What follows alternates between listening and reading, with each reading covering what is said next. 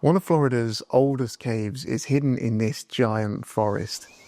Few people are brave enough to enter, but in December 1999, a group of 8 Boy Scouts and 2 adult counselors set out one day to explore the Peace Cave. The cave was known for its tight tunnels and sharp turns, but it had a reputation for being safe because of its relatively solid rock walls. Now, because the passages inside were so narrow, the adult counsellors were too big to fit through the crawl spaces, and so they decided to wait outside while the boys went in on their own. The cool air wrapped around them as they crawled into the darkness, their 9 flashlights casting shaky beams of light across the cave walls.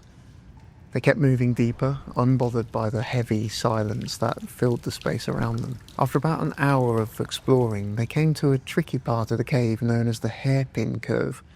It's a narrow tunnel that twisted sharply just wide enough for one person to squeeze through at a time. Now, remember, this is a group of 8 Boy Scouts, but leading the pack were 2 teenagers, Michael and Henderson. So when they got to this narrow section of the tunnel where it twists sharply, Michael, determined to take the lead, pushed ahead into the twisting tunnel. Henderson followed close behind, but as he tried to squeeze around the sharp bend in the cave, something went wrong.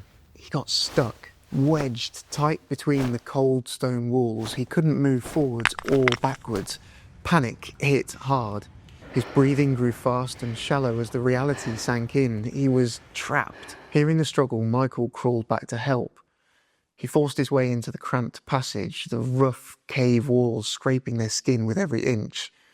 Behind them, the rest of the group waited nervously in a wider section, unaware of just how serious things had become. Time dragged on.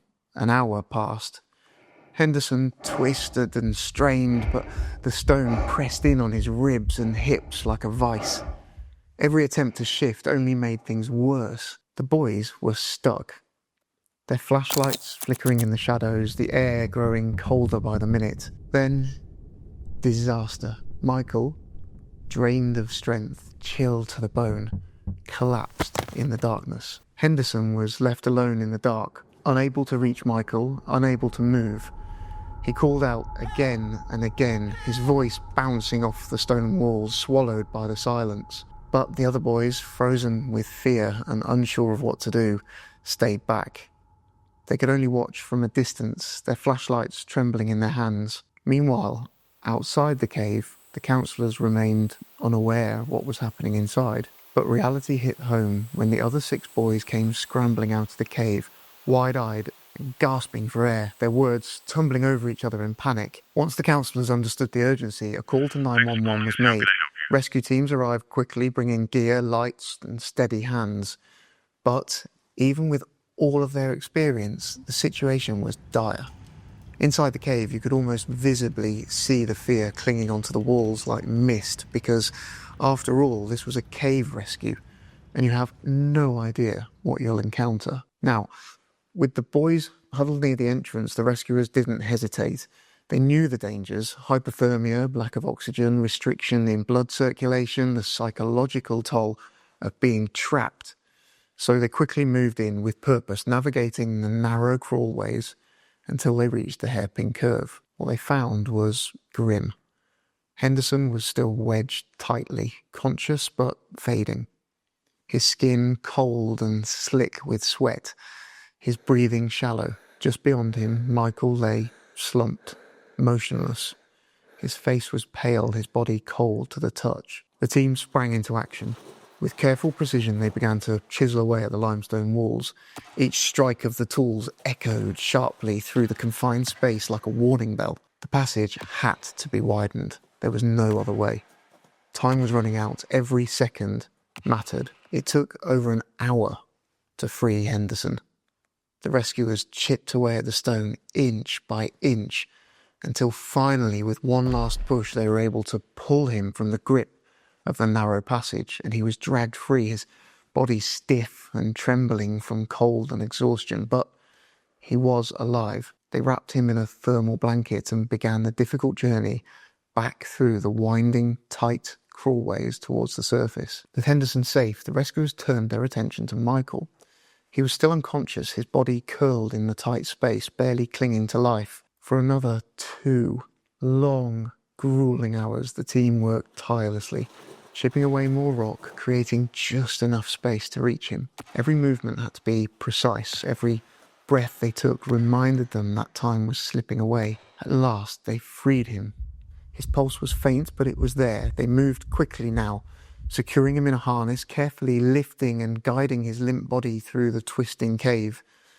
It was slow, painstaking work, but the team never wavered. When they finally reached the mouth of the cave, sunlight spilled onto the ground, and with it came the rush of emergency medical crews.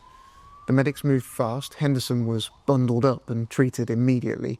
Michael, still unconscious, was rushed into the waiting arms of paramedics who began warming his body and working to stabilize him. Hours passed, then an entire day. Finally, Michael opened his eyes. He had survived. Now let's take a look at another incredible cave adventure incident. It was a chilly evening in Arizona, December the 21st, 1997, when 5 young men set out looking for excitement. Their names were Brandon Silverhorn, Christopher Reed, Gus Hansen, John Salazar, and Jeremy Platt. Their destination was the Safford Shafts, a remote and eerie area known as Red Knolls. This wasn't a normal place to hang out. The land was scarred with deep holes, some dropping 40 to 60 feet into the dried-out remains of an ancient lake. One of those pits was sealed with a thick layer of rock covering 60 feet of soft silt below. It was a strange place for a night of adventure, but that's exactly what they were after. They arrived around 9 p.m, fueled by adrenaline and carrying gasoline. As they wandered among steep cliffs and sudden drop-offs, their eyes landed on a narrow crack in the rock, no more than about a foot wide. That's when the idea hit them. They would turn the crevice into a fiery spectacle. Without much thought, they poured 4 gallons of gasoline into the crack. Then one of them lit a rag, dropped it in, and stepped back. For a moment, nothing. Then suddenly a violent explosion tore through the earth. Fire and debris shot into the air as the crack burst open, expanding into a massive hole. The blast threw 4 of the young men backwards, leaving them scraped, bruised, and stunned, but alive. Brandon wasn't so lucky. He had been leaning over the crack, peering inside, when it blew. The ground beneath him gave way, and he vanished, falling 40 feet into the darkness. The impact was brutal. His leg struck first, snapping with a sickening crack. He tumbled deeper, rocks and dirt collapsing around him. Before he could react, a massive slab, 3 feet wide and 5 feet long, broke loose from above and crashed down into him. It buried him where he lay, pinning him in place. His body twisted at an unnatural angle. His head was pressed sideways against the cold rock. His shattered leg throbbed. Pains shot through his abdomen and kidneys, making it nearly impossible to breathe. Dust filled his lungs. He tried to cry out, but nothing came. Above, his friends screamed his name into the swirling dust and darkness. No reply. Panic set in. They couldn't see him, they couldn't reach him, and they knew they were in over their heads. Desperately, they ran to their car and sped back to town to get help. Rescue teams arrived within the hour, but the moment they saw the scene, they knew it wasn't going to be easy. The slab covering Brandon wasn't just heavy, it was embedded deep, like it was part of the earth itself. And the angle of the crevice made everything worse. One wrong move could send even more rock crashing down. Meanwhile, trapped below, Brandon clung to life, barely conscious, his world reduced to pain, darkness, and silence. His leg was mangled, his body crushed beneath the weight of stone. Every breath came shallow and strained, his chest compressed by relentless pressure. The cold crept in slowly, drawing the warmth from his body. Hypothermia began its quiet work. Time became meaningless. Hours slipped by in the dark. The rescuers faced their first and greatest obstacle, the massive slab of rock pinning Brandon down. They couldn't just lift it. One wrong move could cause another collapse, so they worked with care, using chisels to slowly chip away at the edges.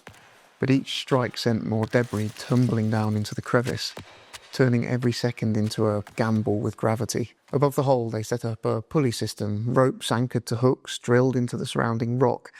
It took 6 men pulling and everything they had, straining against the weight, lifting the slab inch by inch. The men pulled and pulled.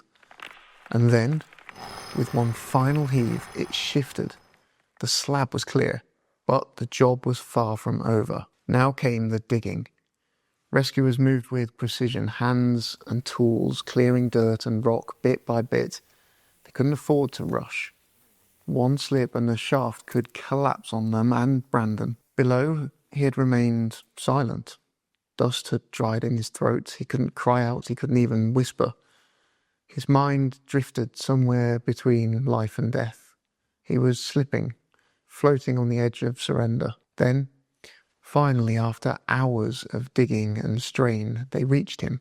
And somehow he was still alive against all the odds, despite the crushing weight, the freezing cold, the shattered bones, and thick, heavy dust.